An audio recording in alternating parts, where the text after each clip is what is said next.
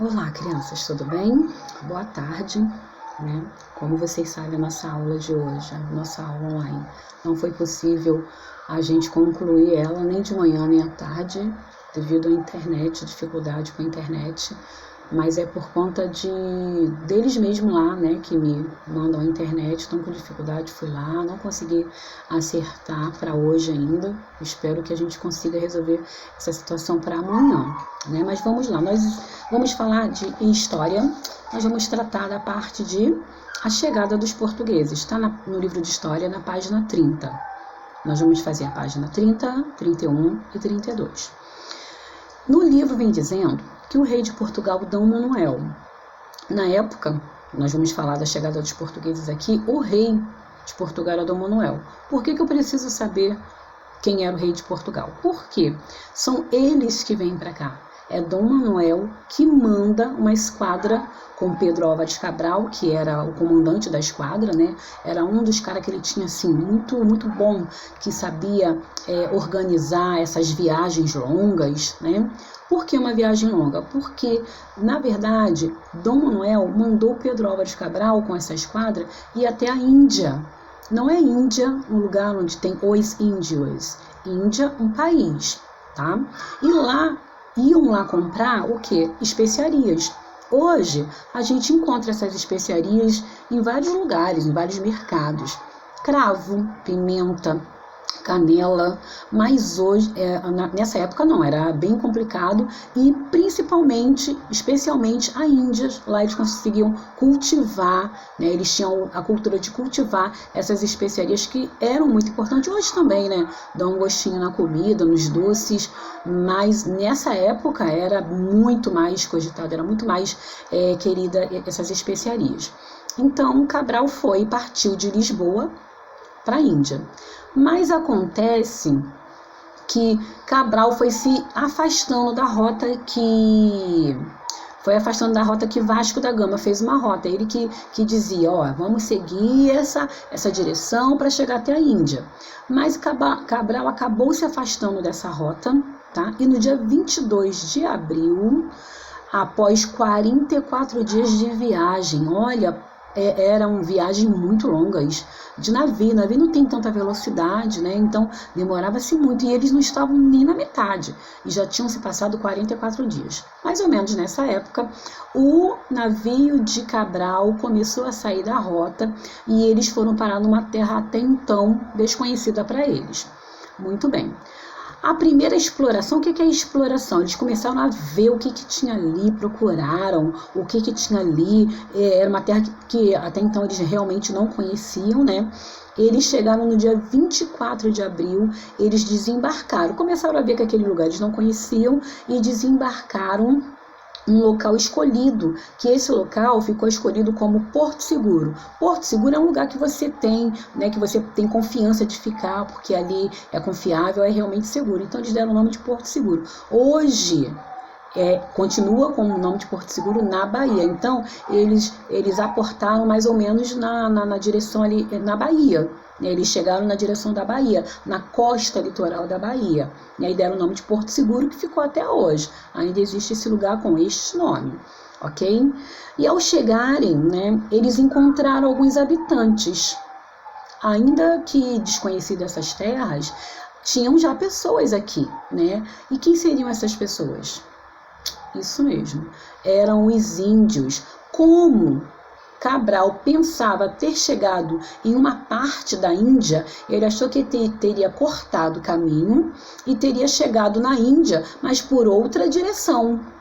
Ele pensou, chegamos na Índia por outra direção, talvez lá por trás, pelo lado, e achava que eles eram habitantes da tal Índia, mas não eram, né? E eles nem tinham chegado lá na Índia mesmo. Enfim, quando eles chegaram aqui, como viu nessas pessoas, eles deram nomes de índio, referindo-se à Índia, achando que se tivessem chegado em alguma parte, alguma ilha, algum lugar desconhecido da Índia. E eles estavam enganados, né? Lógico. Bom, todos os registros da viagem tudo que acontecia desde essa ida, esses 44 dias no mar e o aportar deles lá em Porto Seguro, era registrado. Hoje, nós iríamos registrar com o quê? Com uma selfie, mas naquela época não, tinham-se escrivãos para se escrevendo tudo que ia se acontecendo. E o escrivão da época, na esquadra de Pedro Álvares Cabral, era Pero Vaz de Caminha. Ele que ia anotando tudo, inclusive sobre os habitantes que eles ali encontraram. Ele fez uma carta falando de como eram esses habitantes, que a gente vai ver isso depois também. Muito bem. Depois disso, né, Portugal, um país católico, trouxe a crença, né, católica para cá, e eles então pararam, viram que o lugar dava para parar, não tinham outras pessoas além dos índios, que já haviam, né, mas não tinham outras civilizações, apenas os índios mesmo, e eles ali fizeram no dia 26 de abril, eles rezaram uma missa. Quem celebrou essa missa foi Frei Henrique Soares de Coimbra. Tá? Celebrou a missa no dia 26 de abril, tá? A primeira missa. E o lugar onde eles celebraram a missa ficou conhecido como Ilhéu da Coroa Vermelha. Tá bom? Bom, Portugal e Espanha eram dois países que tinham bastante conhecimento na área náutica. Eram os dois assim bem poderosos. Os navios mais top eram os deles. Tá bom? Os capitães mais top também, que entendiam, conheciam muito bem, eram deles também, Espanha e Portugal. Para não haver briga, eles fizeram isso aqui, ó. Eles fizeram um tratado de Tordesilhas. Nesse tratado de Tordesilhas dizia que o lado leste era de Portugal e oeste da Espanha, ok? Então eles dividiram com o Mediterrâneo, entendeu? Como se fosse uma linha imaginária. Então, toda a parte do lado de cá pertence a Portugal. Toda a parte do lado de lá pertence à Espanha. Então, qualquer terra que fosse explorada por esses lados, eles sabiam a quem pertencia. E o Brasil estava do lado que pertenceria a Portugal. Muito bem. Esse tratado era um tratado de Tordesilhas, tá? O nome foi dado de Tordesilhas porque foi assinado lá em Tordesilhas mesmo, tá? Num lugar chamado Tordesilhas. Bom, e é uma linha imaginária que dividia, né, esse continente, na verdade, né? Todo de um lado, oeste, Espanha, e o lado leste, Portugal. Então, toda a esquerda, Espanha, toda a direita, Portugal. Muito bem. Também nós vamos ver que, mesmo com esse tratado de Portugal e Espanha, Inglaterra, Holanda e França não ligavam para esse tratado e de vez em quando eles vinham aqui e roubavam mesmo a nossa madeira pau-brasil. Depois o nosso país vem se chamar por conta da exportação, de vender para fora essa madeira, tá?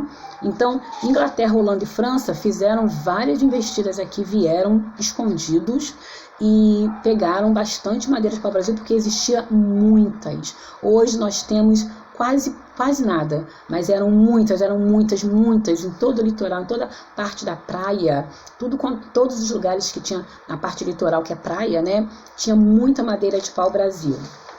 Bom, neste caso, vamos falar sobre os nossos nomes. Acabamos de falar da madeira de pau-brasil, nós vamos falar sobre os nossos nomes, né, quais os nomes foram dados.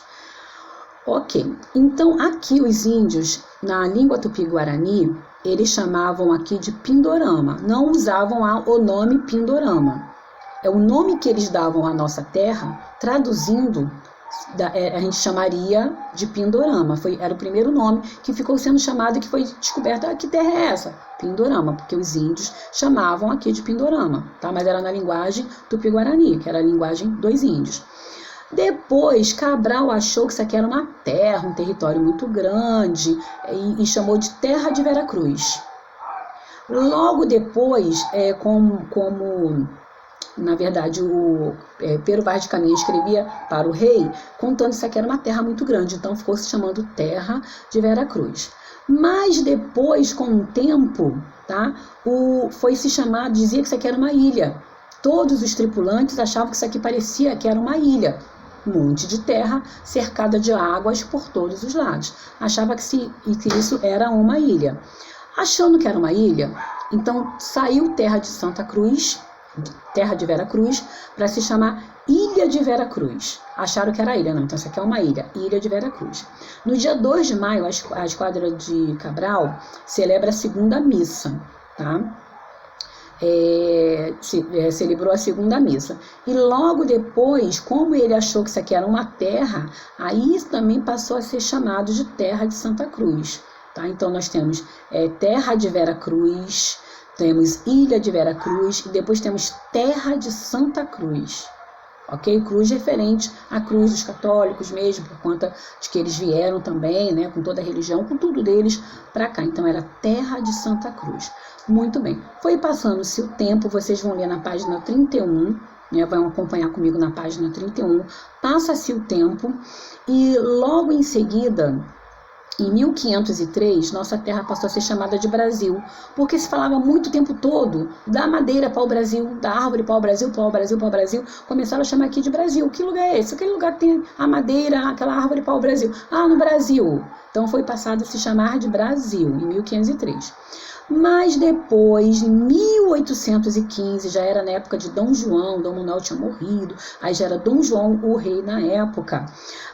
Dom João veio para cá, trouxe todos, né, toda a corte. O que era a corte? É como se fossem deputados, senadores, vereadores, trouxe todos eles para cá para poder parar aqui, porque lembra que eu falei que os ingleses, os franceses estavam vindo aqui pegando a madeira para o Brasil? Então ele resolveu trazer um grupo para cá para poder se estipular, se fixar aqui, para poder parar com essa roubalheira das madeiras. Muito bem.